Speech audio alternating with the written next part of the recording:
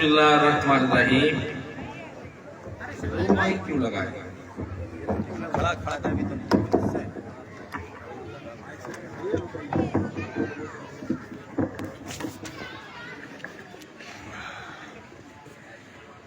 सखानों में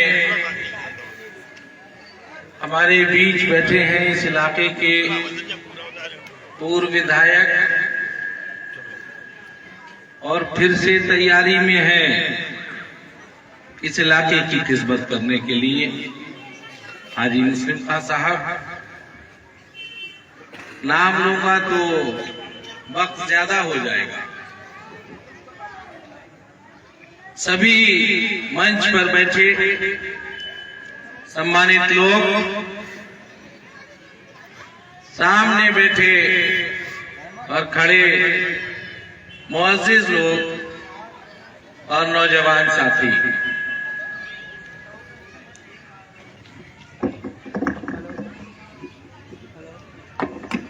अच्छा बताओ, हमसे प्यार करते हो कि नहीं करते हो?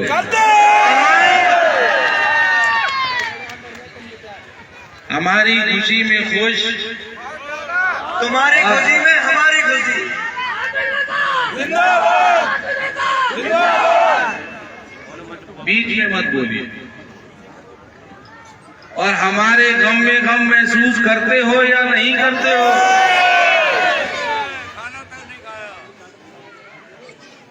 हमारे साथ जो धोखा हुआ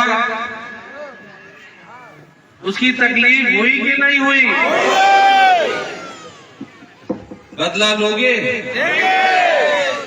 हमारी बात मानोगे? ये एक तरफा प्यार नहीं है। जितना प्यार तुम करते हो हमसे, इतना ही प्यार हम भी करते हैं तुमसे। और हमें धोखा ही इसलिए मिला कि हम तुम्हारी मजबूत आवाज थी। लेकिन कोई बात नहीं, क्या पता अल्लाह को मुझसे कौन सा काम लेना है।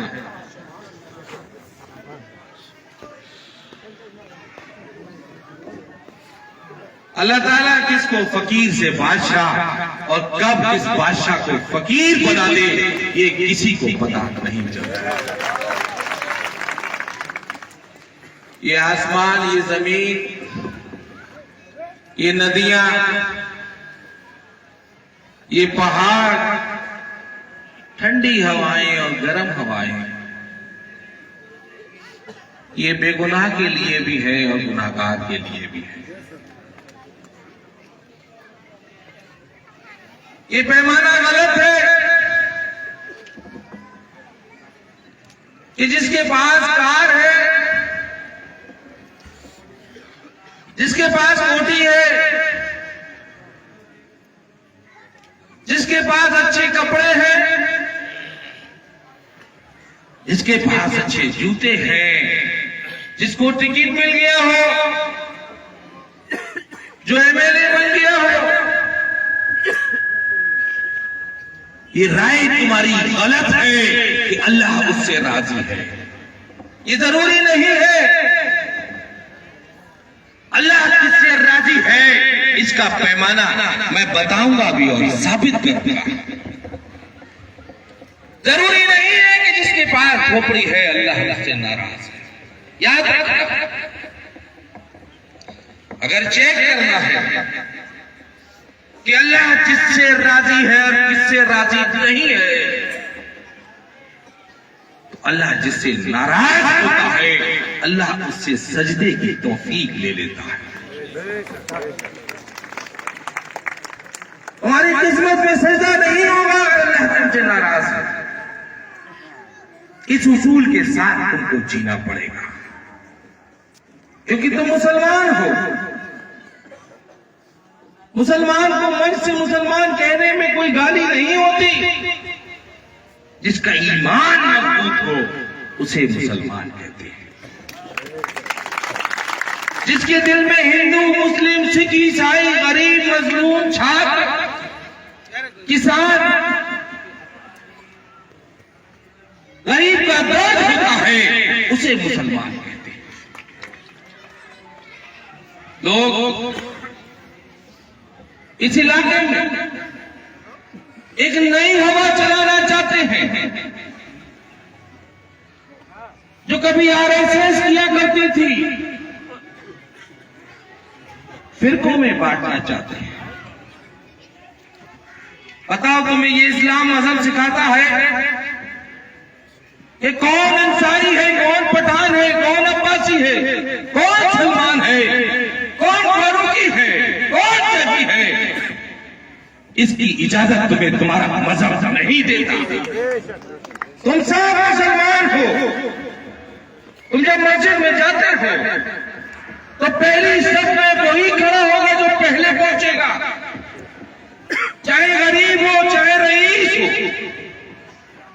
चाहे किसी बिरादरी का। बताओ हमारी बात गलत है क्या सही है? क्या फिरकों में बंटोगे? याद रखना, अगर तुम बिरादरियों में बंट गए तो आने वाली नस्लों के खिलाफ तुम बहुत बड़ी नाइंसाफी करोगे।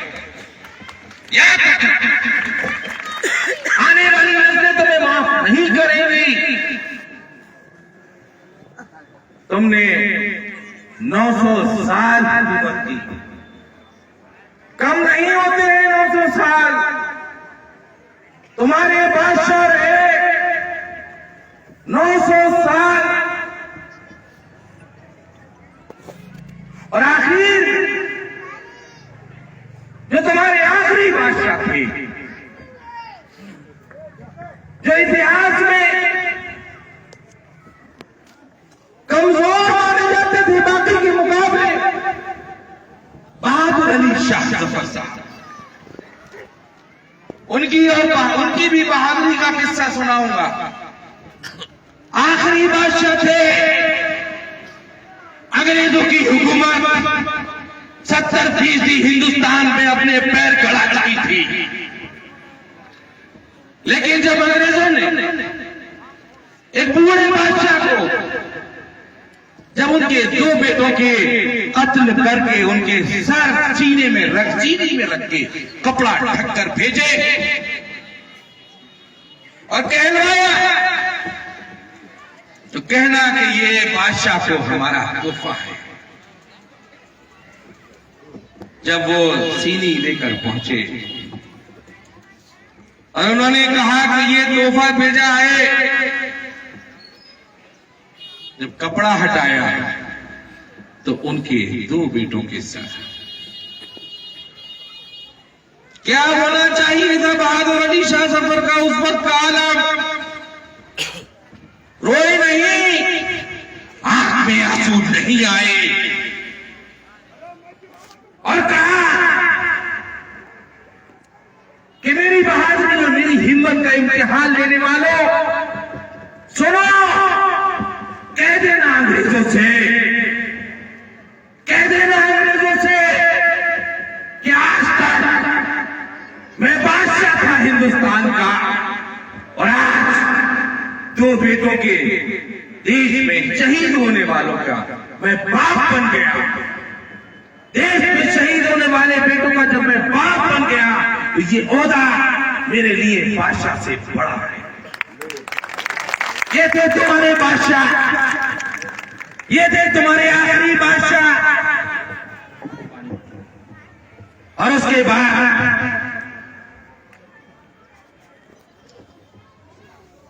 देश गुलाम हो गया, गुलामी चली।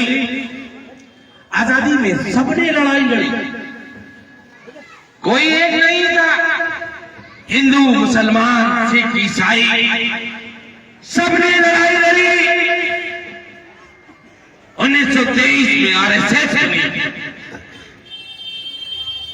उन्होंने, अंग्रेजों ने आखिरी चाल चली कि हिंदुस्तानियों को कैसे आपस में बांटा जाए, लेकिन कामयाब नहीं हुई। 1947 में देश आजाद हो गया और यहां रहने वाले मुसलमान जा सकते थे पाकिस्तान, जा सकते थे तुम पाकिस्तान, लेकिन तुमने इस देश को चुना, तुमने ये देश नहीं छोड़ा क्योंकि यहाँ तुम्हारे बुजुर्गों की कब्रें हैं। यहाँ लाल किला, यहाँ आगरा का ताजमहल, न जाने कैसी इतनी ऐतिहासिक चीजें जो तुम्हारे राजाओं ने बनाई थी, और तुम्हारे मजहब ने जो तुम्हें सिखाया था कि वतन से मोहब्बत करो, और उसी वतन मोहब्बत की खातिर तुम लोग इस हिंदुस्तान में रुके। सरकारें बनना शुरू हुई 70 साल में, 70 साल में। देखो और सोचो, अपने बुजुर्गों से पूछो कि आजादी के बाद 1947 में तुम्हारी क्या कदर हुआ करती थी और आज तुम्हारी क्या कदर है। क्षेत्रीय पार्टियां बनी, उन्होंने तुम्हें यकीन दिलाया कि हम तुम्हें महफूज रखेंगे, हम तुम्हारी खिदमत करेंगे, हमें वोट दो। और तुम उनकी बातों में आए, और आना भी चाहिए था। ऐसी ही एक समाजवादी पार्टी बनी, इसके अध्यक्ष माननीय मुलायम सिंह यादव जी हुआ करते थे। उनके साथी आजम खान साहब हुआ करते थे। तुमने उन्हें वोट दिया, उन्होंने भी तुम्हारे साथ कुछ किया, मैं मानता हूं। कुर्बानी दोनों तरफ से थी, लेकिन याद रखना, आज नई सपा है। पुरानी सपा के लोगों को, जिनके कारनामों को याद करके तुम समाजवादी को याद करते हो, तुम्हारे जहन में जो समाजवादी पार्टी है, उस समाजवादी पार्टी के 2 फाउंडर मेंबर बचे हैं, बाकी 3 का इंतकाल हो गया। एक को घर में कैद कर दिया गया है और एक को जेल में कैद कर दिया गया है। ये थी तुम्हारी पुरानी सपा और ये है तुम्हारी नई सपा। वो भूल जाओ, पुरानी सपा को भूल जाओ। ये नई सपा है, जहां सुनील सिंह जैसे लोग जो ये बयान देते थे कि मुसलमानों की लड़कियों को कब्र से निकाल कर उनके साथ बलात्कार करो, इस नई सपा में लखनऊ में वो कार्यालय में बराबर में बैठे। यह है नई सपा। आजम खान साहब को जेल में डाल दिया जाता है और उनकी कोई पैरवी जितनी होनी चाहिए थी नहीं होती है। ये है नई सपा। हाजी रियाज साहब, मुस्लिम खान साहब 2 लोगों को कह रहे थे, कैबिनेट मंत्री थे बरेली मंडल के, कोरोना में मियां और बीवी दोनों का इंतकाल हो गया। बताओ क्या होना चाहिए था? उनके बेटे को टिकट मिलना चाहिए था कि नहीं मिलना चाहिए? जिसके माँ बाप दोनों कोरोना में चले गए, जिसने पूरी जिंदगी समाजवादी पार्टी की खिदमत करी हो, उसके बेटे को टिकट समाजवादी पार्टी ने नहीं दिया।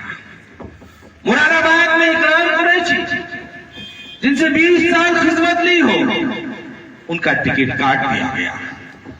रिजवान कुदरकी, उनका टिकट 3 बार के एमएलए थे, काट दिया। और जो बीजेपी से आए, भारतीय जनता पार्टी से जो आए एमएलए, उनको समाजवादी पार्टी ने टिकट दे दिया। बताओ, 5 साल जिसने सेक्युलर लोगों को, मुसलमानों को के ऊपर जुल्म किया हो बीजेपी की सरकार में, बीजेपी के विधायकों को, उनको टिकट देके तुम्हें मजबूर माना जाता है, तुम्हें गुलाम माना जाता है हमारी गलती। हमने भारतीय जनता पार्टी से तुमको इतना डरा दिया, इस 20 साल इतना तुम डर गए, और ये बात उनके दिलों में घर कर गई। उनके जहन में नई सपा के नेताओं के दिलों में ये है कि मुसलमान भारतीय जनता पार्टी से डर के हमारे अलावा किसी को वोट नहीं दे सकता। बताओ ये मिथक तोड़ोगे कि नहीं तोड़ोगे? और नहीं तोड़ोगे अगर, तो तुम्हारी आने वाली नस्लें तुम्हें माफ नहीं करेगी, क्योंकि ये नई सपा में, पुरानी सपा के किस्से इससे मत जोड़ना। ज़ियाउल हक जो सीओ हुआ करते थे, सुने पुलिस वाले लोग खड़े हैं, ये अपनी बिरादरी के लोग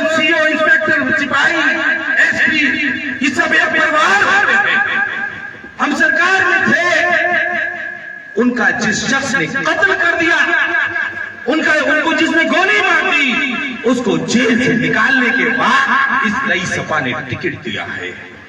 ये है नई सपा। बताओ नई सपा और सपा में कितना फर्क है? फर्क नजर आया कि नहीं आया? अगर लंबी सुनाऊंगा कहानी। बधाइयों की बात, धर्मेंद्र यादव जी ने इस नई सपा को पहले ही एक नाम दे दिया था, धर्मेंद्र यादव लिमिटेड कंपनी। वो विकास पुरुष नहीं है, वो बेहतरीन धोखेबाज है। अगर उनके चिट्ठे खोलूंगा तो रात गुजर जाएगी। 14 फरवरी का इंतजार है। अभी चुनाव लड़ाने निकला हूं, मेरे पास वक्त बहुत है। उसके बाद एक एक करके उनके कारनामे तुमको बताऊंगा। क्या कसूर था सलीम शेरवानी साहब का? 5 बार के एमपी का टिकट किसने काटा? बताओ किसने काटा? मैं तुमसे सुनना चाहता हूं। क्या देखना क्योंकि और पहली कौम कभी तरक्की नहीं करती। मैं तुमसे पूछना चाहता हूं, सलीम शेरवानी का टिकट किसने काटा? धर्मेंद्र यादव ने। क्या कसूर था? क्या कसूर था उनका? जीते हुए थे, बताओ थे कि नहीं थे? मरहूम नन्हे मियां साहब के परिवार का टिकट किसने काटा? उन्होंने समाजवादी पार्टी के बड़े नेता के लिए अपनी सीट छोड़ दी थी। यही उनका कसूर था। निर्दलीय विधायक बन जाया करते थे